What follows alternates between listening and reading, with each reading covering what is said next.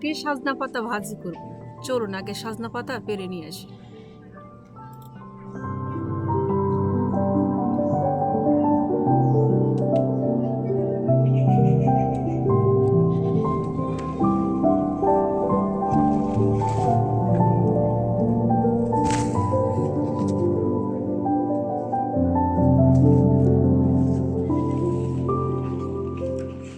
সজনা শাকগুলি ভালো করে পরিষ্কার করে নিব, কারণ এর মধ্যে ছোট ছোট মাকড়সা আছে, তা ভালো করে পরিষ্কার করে নিব।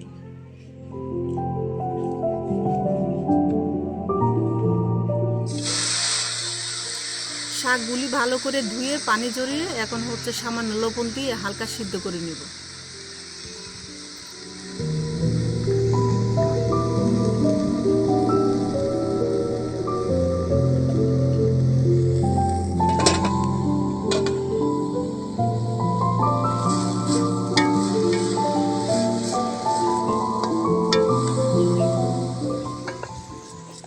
শাক ভাজির জন্য কাঁচামরিচ, রসুন, পেঁয়াজ কেটে নেব।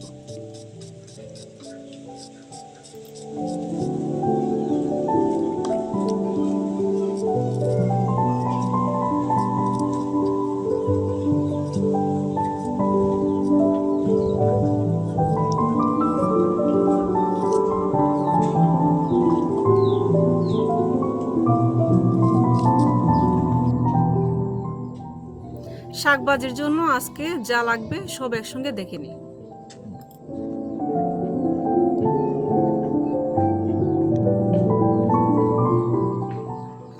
চুলাইতে কড়াই বসাই দিলাম। কড়াই গরম হয়ে গেছে, এখন এর মধ্যে দিয়ে দিব সয়াবিন তেল। তেল গরম হয়ে যাওয়ার পরে এর মধ্যে দিব রসুন কুচি, পেঁয়াজ কুচি, কাঁচামরিচ ফালি, তার সঙ্গে দিয়ে দিব পরিমাণ মতন লবণ।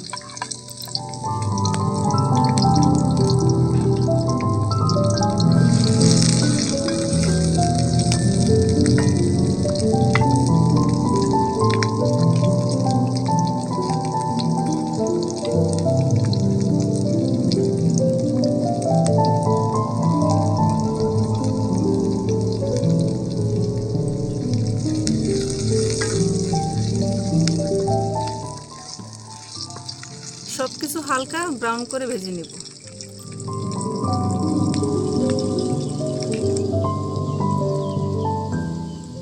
ব্রাউন কালার হয়ে গেছে, এখন এর মধ্যে দিয়ে দিব সিদ্ধ করা সজনা শাক। যেহেতু এটা আগের থেকে সিদ্ধ করা ছিল তাই বেশি সময় লাগবে না।